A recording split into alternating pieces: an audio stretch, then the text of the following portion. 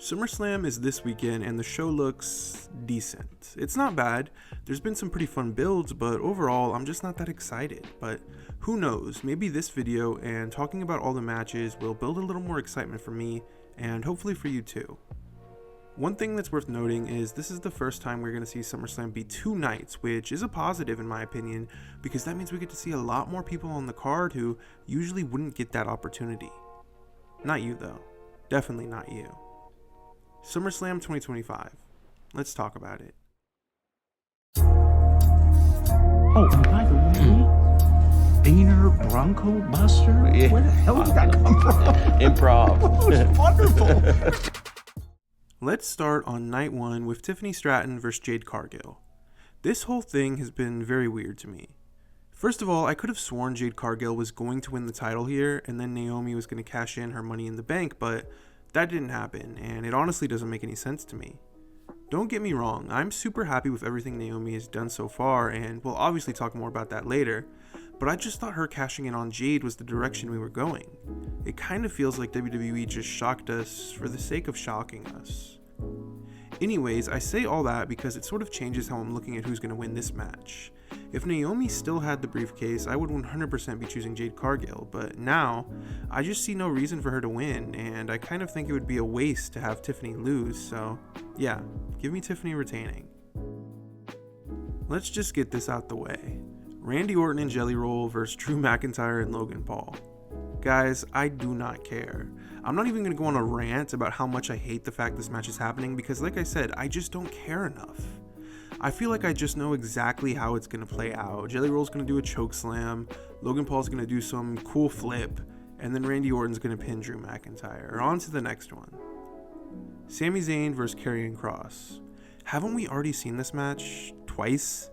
I mean, I feel like this feud's been going on for like a year and nothing has happened. I know we all had a moment where we were rooting for Karrion Kross, but now that he's gotten a little more screen time and more matches, I think it's time to move on. I know there's a big section of fans who are riding hard for Kross, but it's just time to let it go.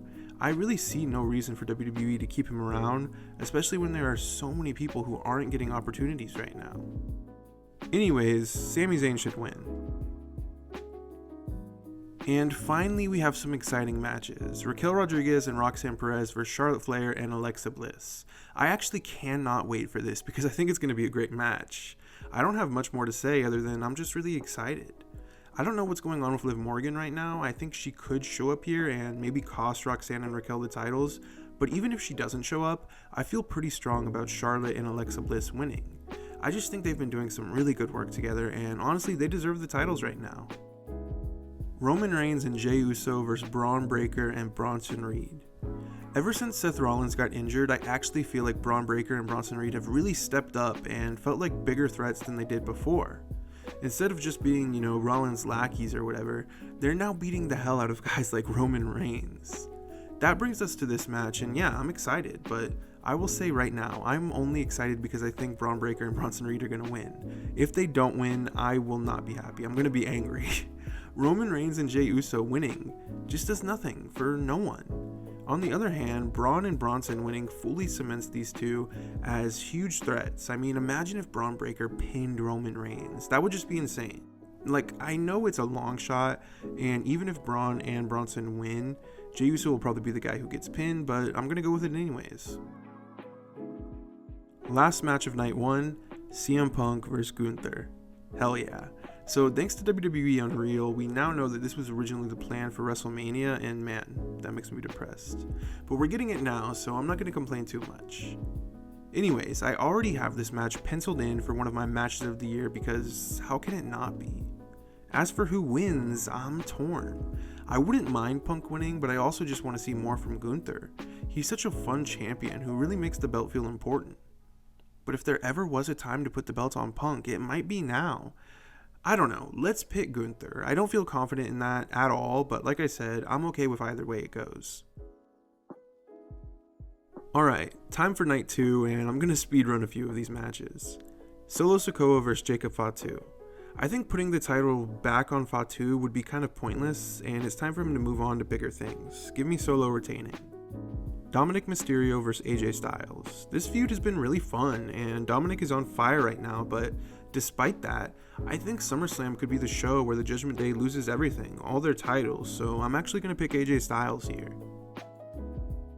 Now this is insane. We have a 6-team ladder match. This is either going to be one of the best matches of all times, or an insane clusterfuck. I mean, this is just too many people, right? Don't get me wrong, I'm excited to see how it plays out, but I'm genuinely concerned that there are just way too many people in this match. Regardless, there should only be one winner here, and that's Andrade and Rey Fenix.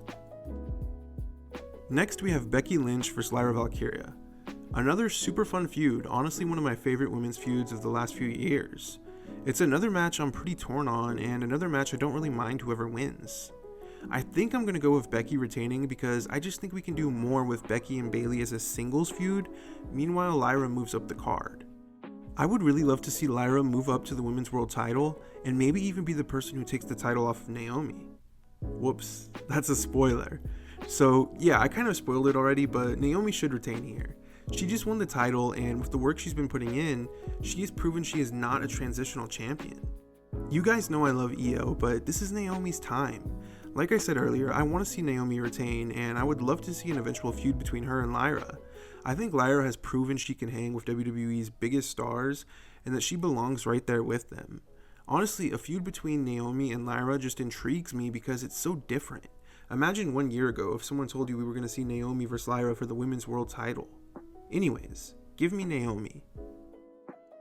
And now we have arrived at the final match, John Cena vs Cody Rhodes.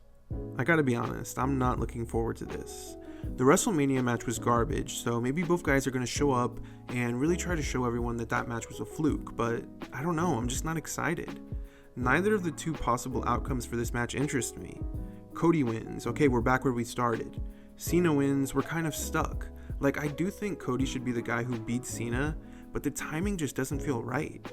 Despite that, I think I'm gonna pick Cody Rhodes here.